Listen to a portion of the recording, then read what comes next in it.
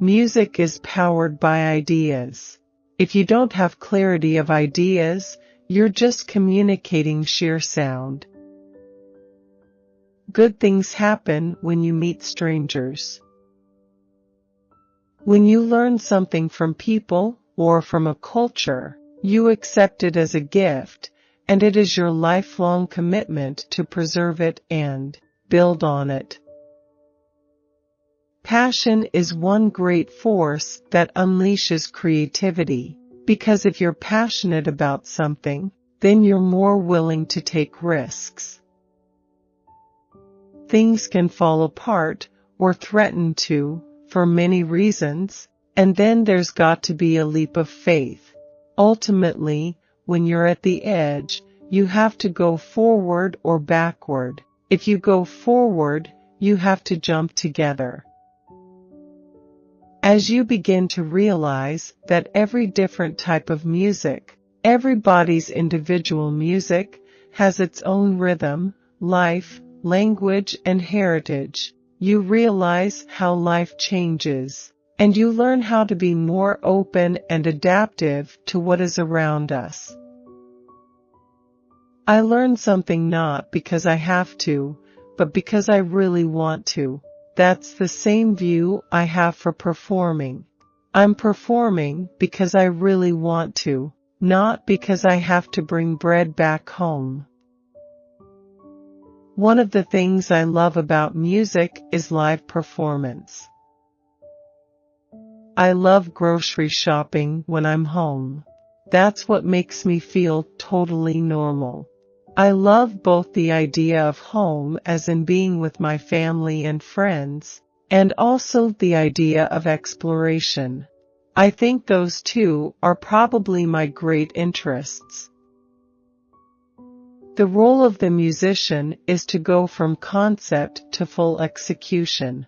Put another way, it's to go from understanding the content of something to really learning how to communicate it and make sure it's well received and lives in somebody else.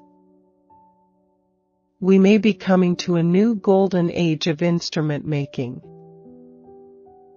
Mastering music is more than learning technical skills. Practicing is about quality, not quantity. Some days I practice for hours, other days it will be just a few minutes. I think that peace is, in many ways, a precondition of joy. I really would like to be involved in things and to understand things. And in some ways you've got to be careful what you wish for, because I feel very, very blessed to have such an interesting life and to be able to have little snapshots of lives of people from many different parts of the world. The tradition of classical music and the opera is such that it used to be the place where social intercourse could take place between all parts of society, politicians, industrialists, artists, citizens, etc. That tradition, I think, still exists, but it's much, much more diluted. Music has always been transnational. People pick up whatever interests them. And certainly a lot of classical music has absorbed influences from all over the world.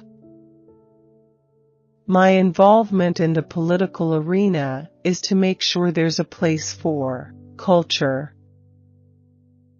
As a child, you respond physically, tactically. You're delighted by sound, you're delighted by recognizing something. It's like hide and seek. Is it there? Is it not there? Is it this note? Is it not this note? It's one fantastic game. I think one of the great things about being a musician is that you never stop learning. There are limits to how much sound a cello can make. That's part of the framing of acoustical instruments. Finding what those limits might be, and then trying to suggest perhaps even the illusion of going beyond is part of that kind of effort. I think there are so many ways to become interested in music. I believe signs of sustained interest gives a sense of the right time. Music, if thought of as a language, would perhaps indicate that as early as possible is not so bad. I do believe that a really nurturing first teacher that makes the child love something is crucial. When we have a good balance between thinking and feeling, our actions and lives are always the richer for it. Sound is ephemeral, fleeting, but some sort of a physical manifestation can help you hold on to it longer in time. I'm sure of this. I've always thought the sound that you make is just the tip of the iceberg, like the person that you see physically is just the tip of the iceberg as well.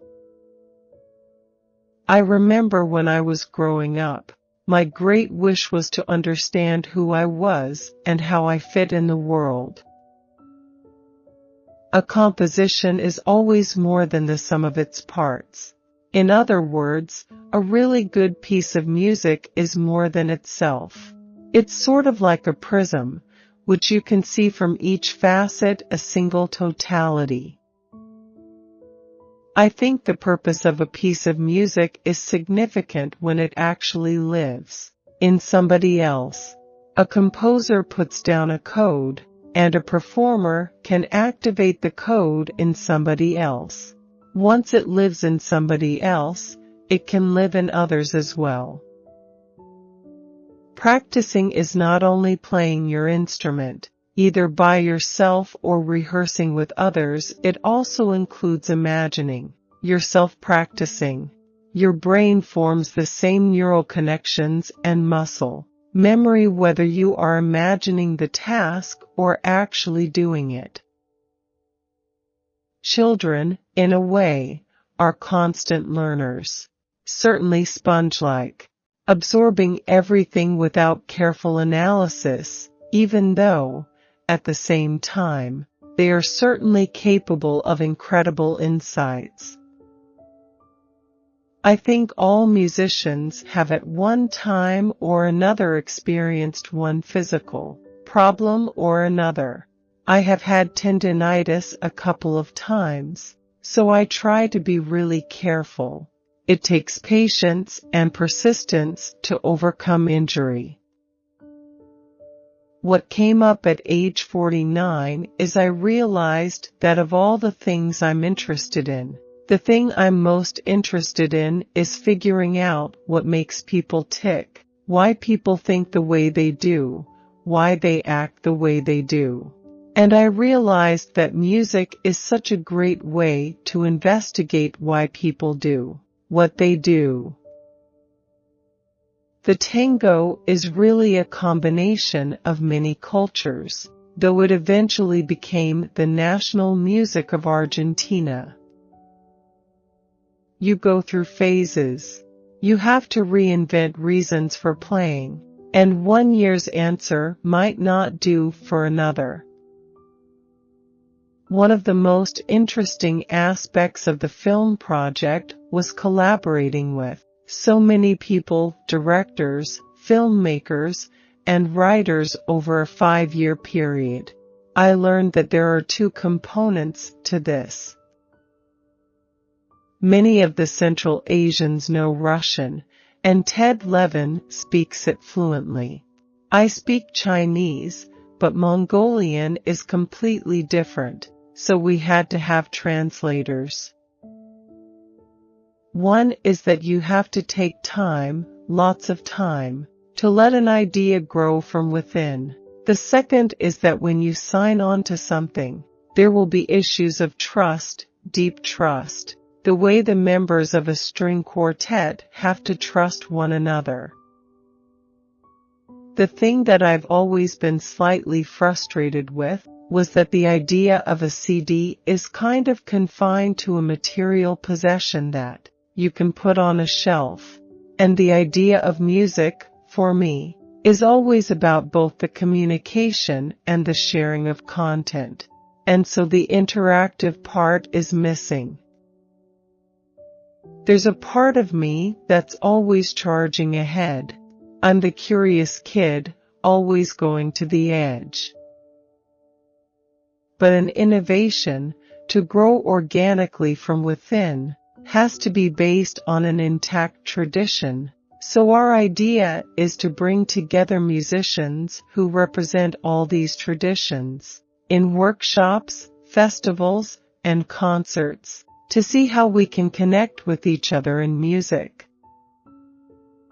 I've been traveling all over the world for 25 years, performing, talking to people, studying their cultures and musical instruments, and I always come away with more questions in my head than can be answered. It took me way beyond what I knew, into places of which I was totally scared, but as I became less frightened, I welcomed new ways of thinking and approaching something. It made me an infinitely richer person, and I think a better musician. My teacher, my great cello teacher Leonard Rose, was such a great cellist, and nurturing man, very patient.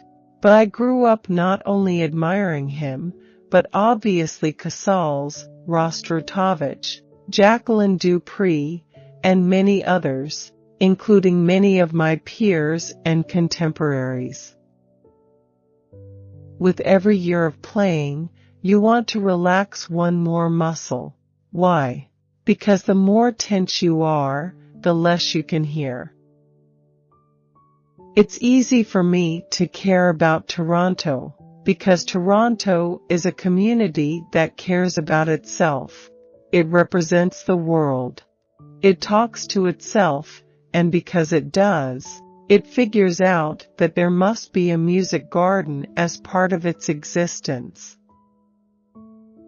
I'm not likely to forget where I've been and what I've done and learned.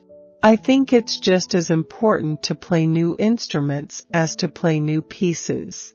The old ones are getting scarcer and the new ones more and more wonderful.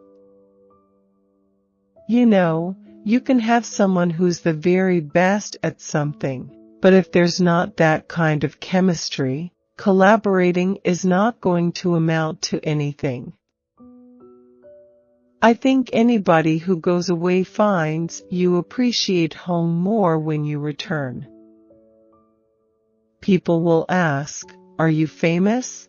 And I always answer, "My mother thinks so." I think of a piece of music as something that comes alive when it is being performed, and I feel that my role in the transmission of music is to be its best advocate at that moment. My job as a performer is to make sure that whatever happens in a performance lives in somebody else, that it's memorable. If you forget tomorrow what you heard yesterday, there's really not much point in you having been there, or me, for that matter. After reaching 50, I began to wonder what the root of life is. I realized late in life that my twin passions are music and people. Once something is memorable, it's living and you're using it. That to me is the foundation of a creative society. As a musician, I'm kind of nomadic, Waldo-like. I show up in different places, and I'm witness to unbelievable things. Jazz has been such a force in music that any musician, including classical composers, have been influenced, and obviously performers, also.